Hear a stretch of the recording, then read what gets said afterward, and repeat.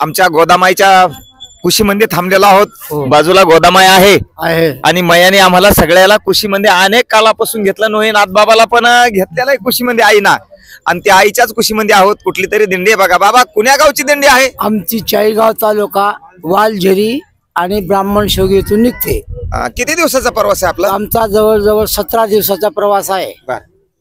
आणि किती असतात भक्त मंडळी दिंडीमध्ये? बरीच मंडळी असतात, 100-150 लोक असतात। असं आणि इथं उतरण्याचं हे ठिकाण आहे तुमचं? हा, हेच ठिकाण पूर्वीपासून जवळजवळ आमच्या दिंडीला आता 70 वर्ष झालेले आहेत।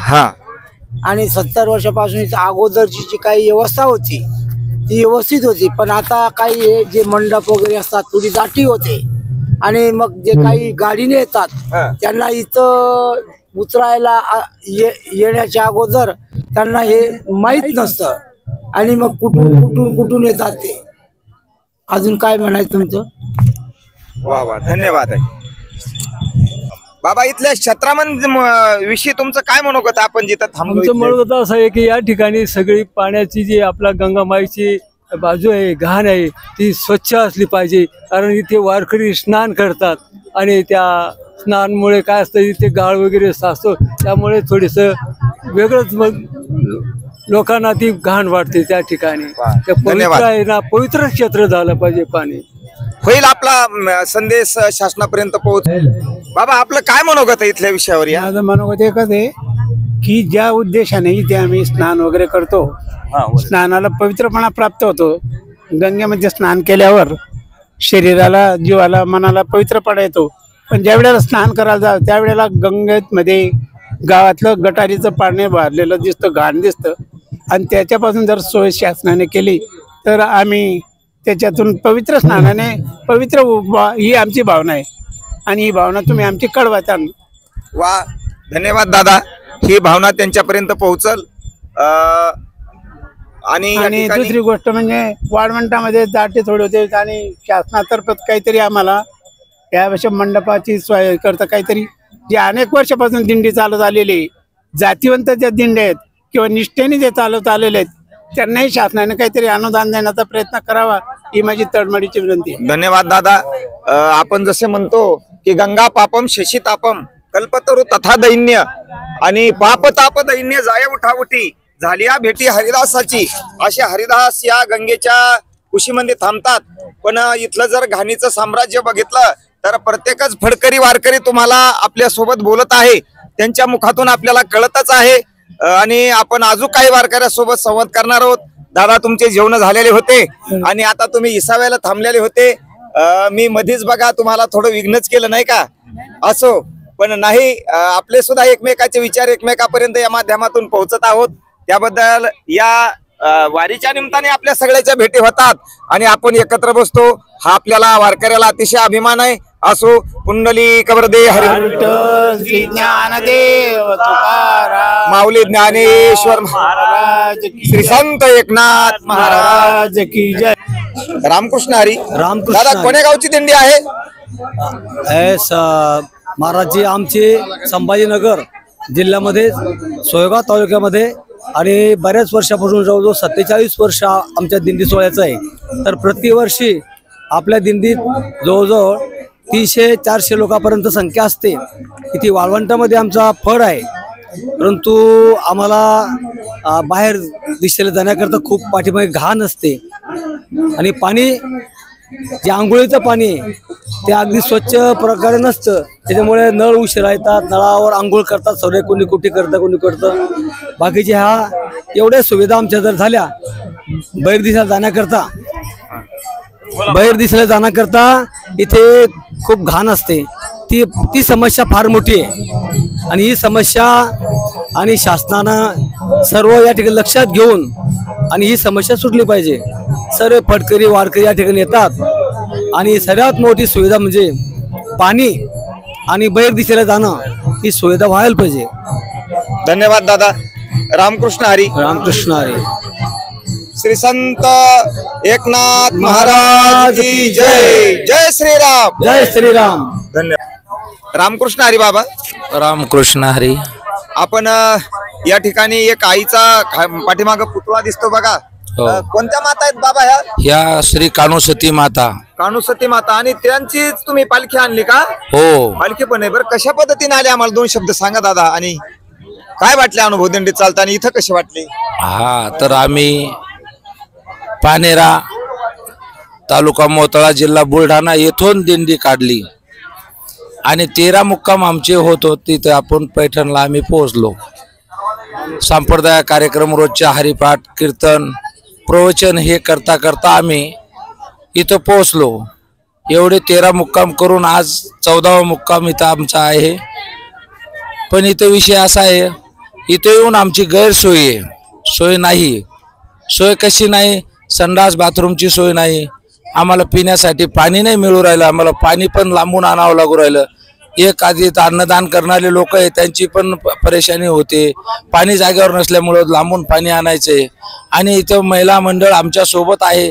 यांना उघड्यावर संडासला जावं लागू राहिलं. संडास बाथरूम नाही. याची सुविधा सरकारने द्यावा. आणि याच्यानंतर जागेची कमतरता पडते. तिथं आमच्या फळामध्ये 500 लोक आहे, ते इथं 300 लोकांच्याच आम्हाला सुविधा मिळू राहिली. आणि पुन्हा इथं अशी गैरसोय आहे. तरी आम्ही दैनंदिन कार्यक्रम रोजचा आमचं चालू आहे. आपले जसं संप्रदाय कार्यक्रम आहे रोजचा हरिपाठ कीर्तन सर्व ते आम्ही इतके हलापेष्टा करून करू राहिलो. त्याच्या इथं पाठीमागं आंघोळीला सोय आपले जे गंगेमध्ये इतकी घाण झालेली आहे की तिथं आंघोळही करायला नाही वाटत. इतकी म्हणजे तिथे घाण टाकलेली आहे.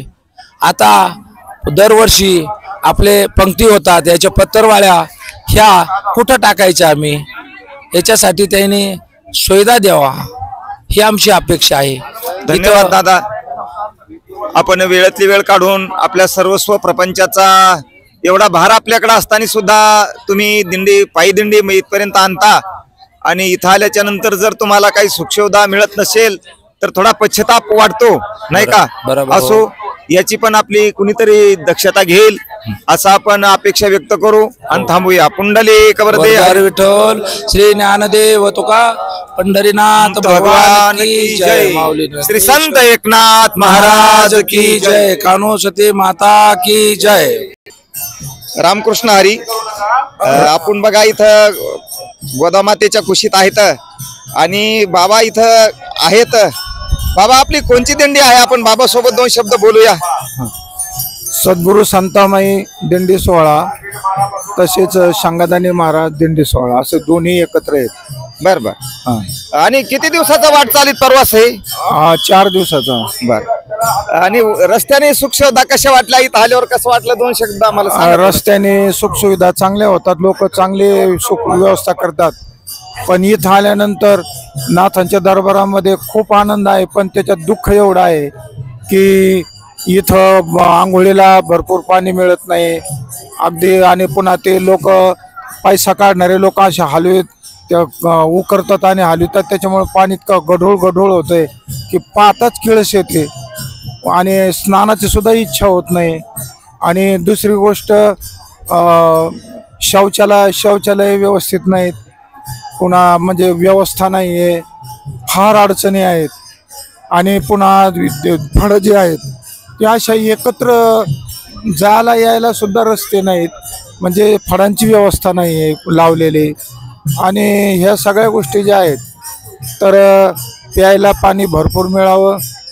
पुन्हा त्याच्यामध्ये प्लॉट पाडून त्याच्या फळांची व्यवस्था लावावी. पुन्हा संडास याची व्यवस्था उत्तम असावी. भरपूर पाणी सोडावं की त्याच्यामुळे, कारण लोक आजारी पडतात. ते स्नान करून लोक उलट आजारी पडतात. आणि वातावरण अतिशय गंदगीचं असल्यामुळं अतिशय त्रास होतो. धन्यवाद बाबा. रामकृष्ण हरी. तुमचा आपला संदेश शासनापर्यंत पोहोचलच असं वाटतं. आणि आपण मागणी करू की जेवढ्या म्हणून जशा माऊली सोहळ्यासोबत सुविधा आहेत जशी पंढरपूरला सुविधा आहे 65 एकर जमीन वारकऱ्यासाठी उपलब्ध करून दिली अशी पण आपल्याला काही सुविधा मिळेल अशी आपण इच्छा व्यक्त करून थांबूया. रामकृष्ण हरी. रामकृष्ण हरी बाबा. रामकृष्ण हरी. आपण बघा या फडामध्ये थांबलेलो आहेत. बाबा कुठला फड आहे आपला? आमचा फड त्र्यंबकेश्वर ते पैठण पायी दिंडी सोहळा आमच्या ही 50-60 वर्ष आमची दिंडीची परंपरा आहे. पायी आम्ही 22-23 दिवस पायी चालत असतो. आणि इथं सुविधा गेल्या वर्षी बरी होती, पण आमदार तर काय नाही, त्या संडासला पाणी नाही. जसं आपण गंगोत्री, जमुत्री, बद्रीनाथ, केदारनाथ तिकडे फिरतो, तर तिकडे बघितलं तर कोणी बहिर्देशाला बाजूला कोणी संडासला बसत नाही. हे भगवान का पवित्र भूमी में उसका गंदा नहीं करना चाहिए. म्हणजे आपल्या महाराष्ट्रात काही सुधारणा नाही, थोडी घाण करून ठेवतात लोक. तर हे सरकारचा दोष आहे. सरकार याच्याकडे लक्ष करीत नाही. सर्वांकरता संडासाची सोय केली पाहिजे.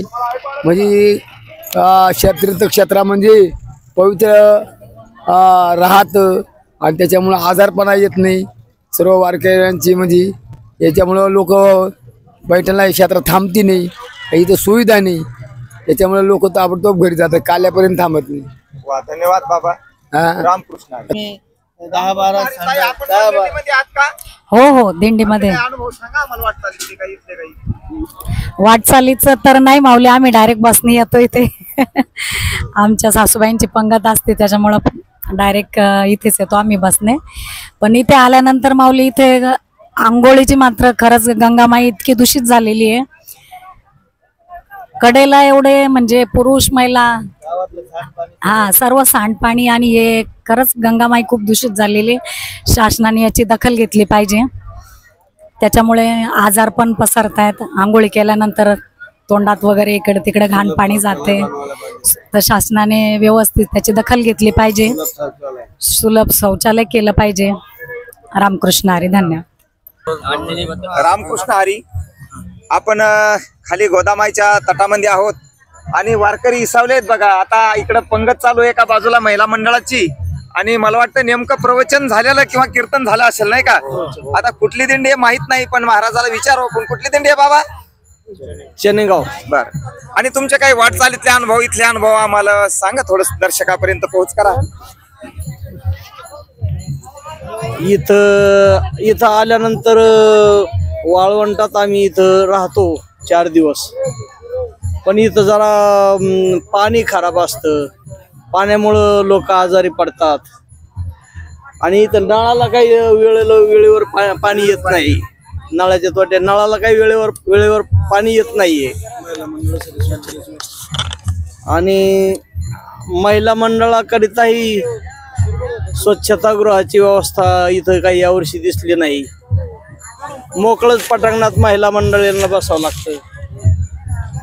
शासनाने जरा याच्याकडे दुर्लक्ष केलेलं आहे, ते जरा लक्ष इकडे केंद्रित करावं अशी विनंती आहे शासनाकडे. लाईटची व्यवस्था नाही. गुरुजी बाबा बोलून गेले.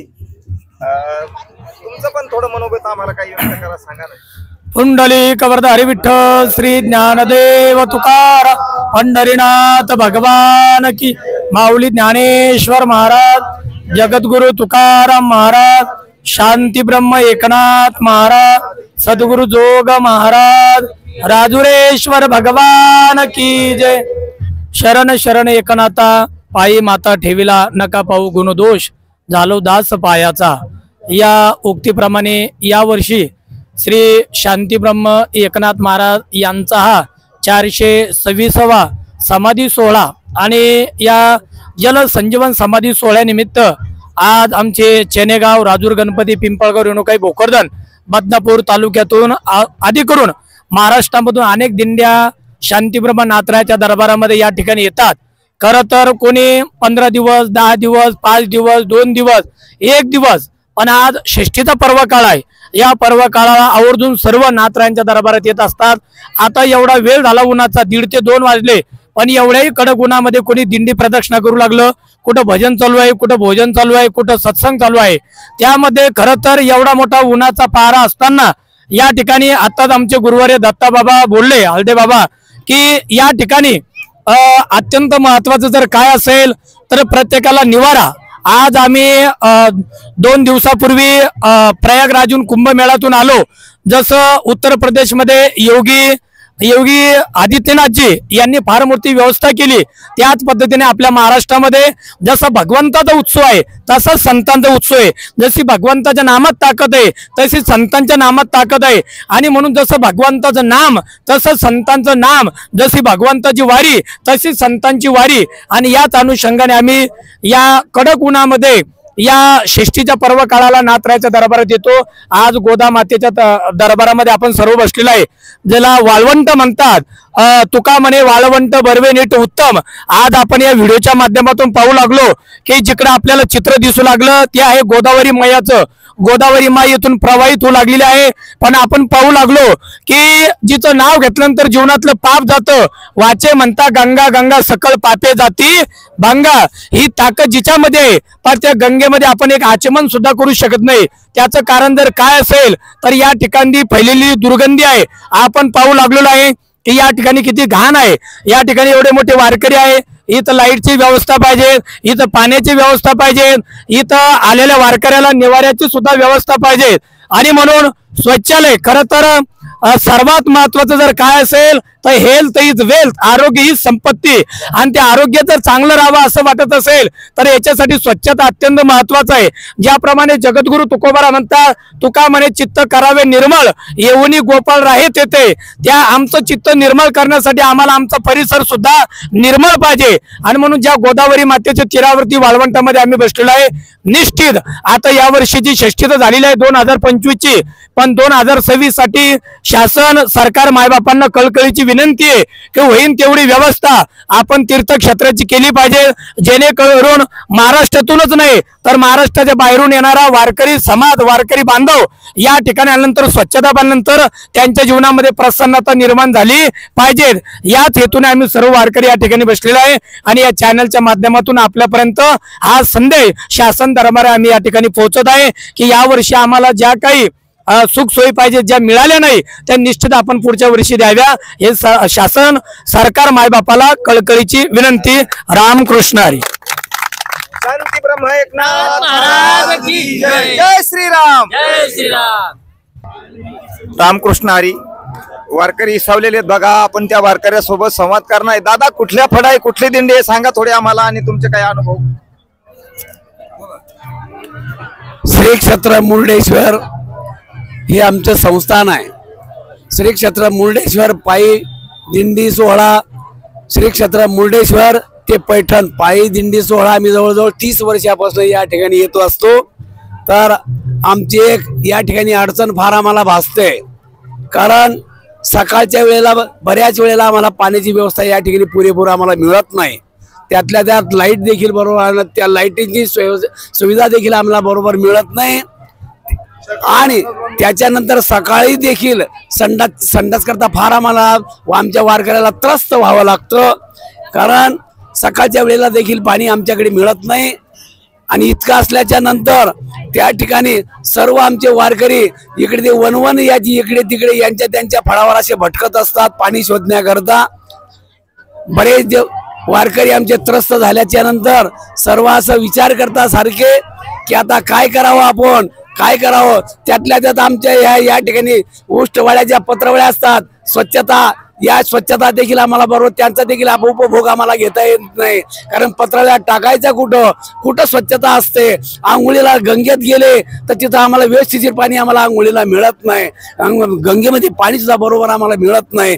काय करावं आम्ही साहेब या ठिकाणी, तर इतका त्रास आम्हाला होतोय, तरी त्याच्याकरता काहीतरी आम्हाला याची सुविधा आमची याची तरतूद करून त्याच्यात मार्ग काढून आमची सुविधा, एक वारकऱ्याची सुविधा ही तुम्ही मनोगत लक्षात घेऊन त्यांची सुविधा तुम्ही पूर्ण करण्यात यावी अशी तुम्हाला आमची आग्रहाची या वारकरी मुर्डेश्वर संस्थान मुर्डेश्वर ते पैठण पायी दिंडी सोहळा 30 वर्षापासून आम्ही या ठिकाणी येतोय, पण आम्हाला पाहिजे तशी सेवा आम्हाला उपलब्ध आम्हाला या ठिकाणी मिळत नाही। रामकृष्ण हरी।